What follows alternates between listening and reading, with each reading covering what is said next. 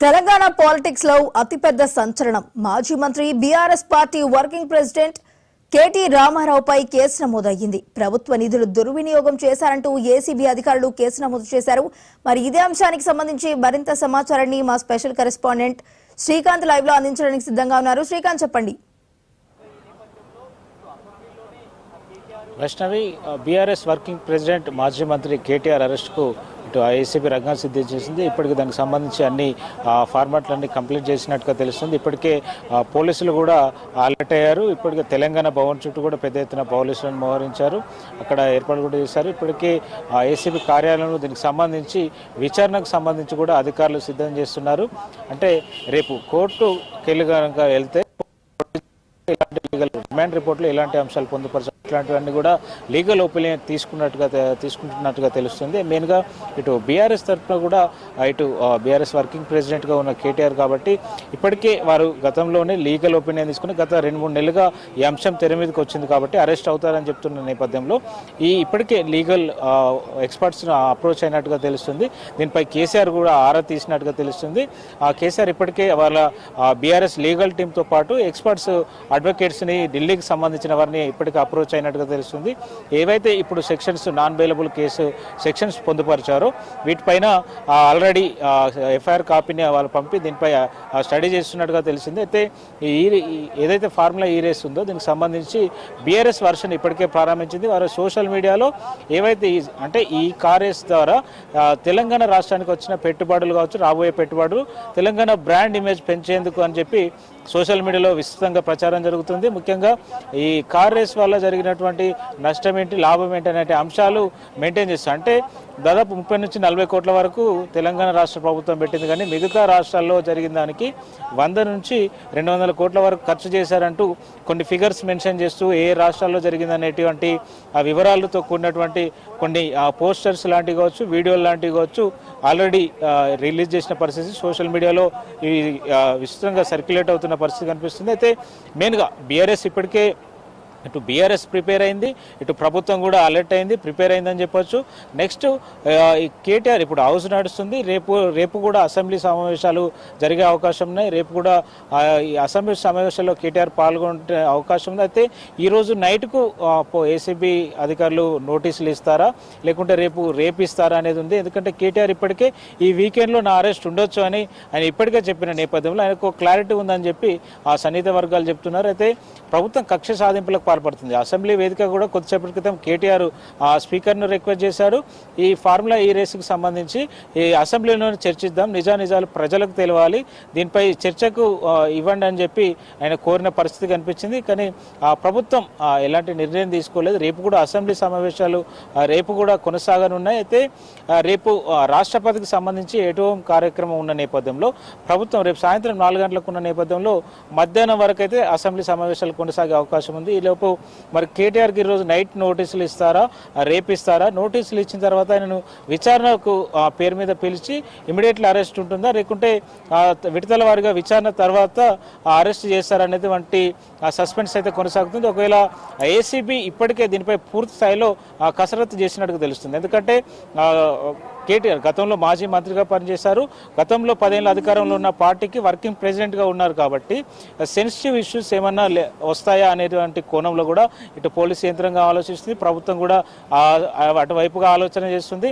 CM Revanth రెడ్డికి intelligence report ప్రకారం కూడా లా అండ్ ఆర్డర్ ఇబ్బంది ఎక్కడ రాకుండా కూడా అంటే ఇంటెలిజెన్స్ రిపోర్ట్ ప్రకారం ఏర్పాట్లు కూడా చేస్తున్నట్టుగా తెలుస్తుంది. ఒకవేళ అరెస్ట్ కనుక జరిగితే తదుపరి కార్యాచరణ ఎలా ఉండాలి, ప్రభుత్వం ఎలా అలర్ట్గా ఉండాలి, పోలీసు యంత్రాంగం ఎలాంటి చర్యలు తీసుకోవాలి, భద్రతాపరమైన ఇబ్బందులు రాకుండా ఎలాంటి ముందస్తు చర్యలు చేపట్టాలనే మీద ఇప్పటికే రివ్యూ చేసినట్టుగా తెలుస్తుంది. సీఎం రేవంత్ రెడ్డి మాత్రం ఇటు అసెంబ్లీలో బిజీగా షెడ్యూల్ గలిపారు, తర్వాత బయట ప్రోగ్రామ్స్లో ఆయన బిజీగా ఉన్న పరిస్థితి కనిపిస్తుంది.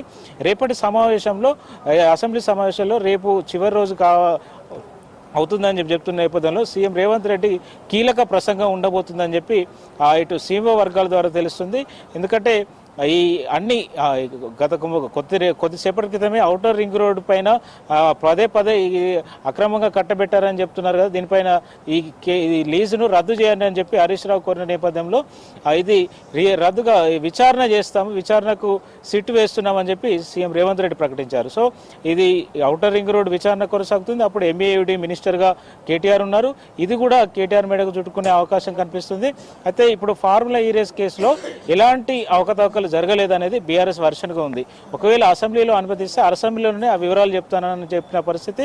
అదేవిధంగా ఒకవేళ ప్రభుత్వం ముందుకెళ్ళి అదేవిధంగా కక్షపూరితంగా వెళ్ళి నన్ను అరెస్ట్ కనుక చేస్తే జడ్జి ముందైనా నా వాదనను వినిపిస్తాను, నా వైపు కూడా వర్షన్ వింటారు కాబట్టి జడ్జి నా వైపు నా వర్షన్ కనుక వింటే జడ్జి ఇది కేసులో బలాబలాలు ఏంటి అనేది అర్థమైపోతుంది, అసలు కేసు నిలవదు అని చెప్పి ఆయన ధీమా వ్యక్తం చేస్తున్న పరిస్థితి. అయితే ఏసీబీ కావచ్చు ఇటు ప్రభుత్వం కావచ్చు ఈ కేసులో ఈ ఏదైతే ఫార్ములా ఈ కేసులో ట్రాన్స్ఫర్ అయ్యాయని చెప్తున్న అమౌంట్ ఏదైతే ఉందో విదేశీ కంపెనీకి నిబంధనల విరుద్ధంగా ట్రాన్స్ఫర్ చేశారని చెప్తున్న అమౌంట్ ఏదైతే ఉందో అది ఆ ఫిగర్ కాకుండా ఎక్కువే ఉంటుంది. ఈ 45 కోట్ల ముసుగులోని ఇంకా 100 కోట్లలో ట్రాన్సాక్షన్స్ జరిగాయి అనేది ఇటు ప్రభుత్వ వాదనగా ఉంది. ఇప్పటికే మొన్న మంత్రి పొంగులేటి శ్రీనివాసరెడ్డి కేబినెట్ మీటింగ్ అనంతరం కూడా చెప్పిన పరిస్థితి ఉంది. ఎందుకంటే మీరు ఒక బిగ్ సైజ్ అమౌంటే ఇందులో ఉంది అనేది అంటే హింట్ ఇచ్చారు ఆయన. అంటే ఇక్కడ పెద్ద స్థాయిలో మొత్తులు లావాదేవీలు జరిగాయి. ఇది డాలర్స్ రూపంలో వారికి చెల్లించాల్సిన అవసరం ఏమొచ్చింది ప్రభుత్వానికి. ఈయన కేటీఆర్ అసలు ఎలక్షన్ కోడ్ ఉండగా ఒక ఐఏఎస్ అధికారిని కమిషనర్గా ఉన్నటువంటి వారిని ఎలక్షన్ కోడ్లో ఎలా ఏ హోదాలో ఆదేశిస్తారు, ఆయన ఓవరాల్గా తీసుకొని ఎలా ట్రాన్సాక్షన్ చేస్తారు, వీరికి జరిగిన లబ్ధి ఏంటి అనేది ఆయన క్వశ్చన్ రేజ్ చేశారు. ఖచ్చితంగా ఇది నిబంధనల ఉల్లంఘన కిందకి వస్తుంది కాబట్టి ఎలక్షన్ కోడ్ టైంలో అసలు క్యాబినెట్ అప్రూవల్ లేకుండా ఇటు ఆదేశాలకు అనుమతి లేకుండా హెచ్ఎండిఏ నుంచి ఎలా చేస్తారనేది ఇప్పుడు ప్రభుత్వం క్వశ్చన్ చేయబోతుంది. ఈ అంశం మీదనే లీగల్గా ఫైట్ చేయనున్నారు.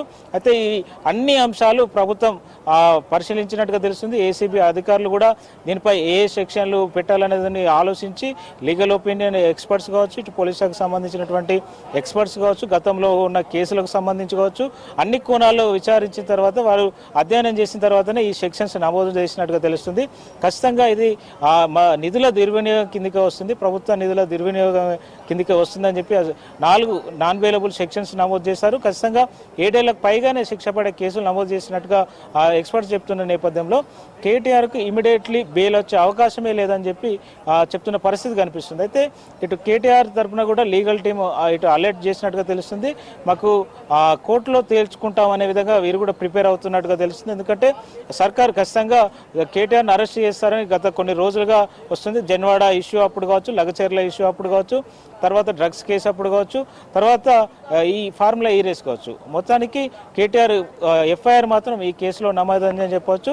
అయితే అరెస్ట్ నోటీసులు ఇచ్చిన తర్వాత ఎప్పుడు విచారణ చేస్తారు, ఎప్పుడు అరెస్ట్ ఉంటుంది అనే మీద సస్పెన్స్ అయితే కొనసాగుతుంది. ఈ సభ హౌస్ వాయిదా పడ్డ తర్వాత పోలీసు అధికారులు నోటీసులు ఇచ్చేందుకు సిద్ధమవుతున్నారన్నట్టుగా మనకు సమాచారం అవుతుంది.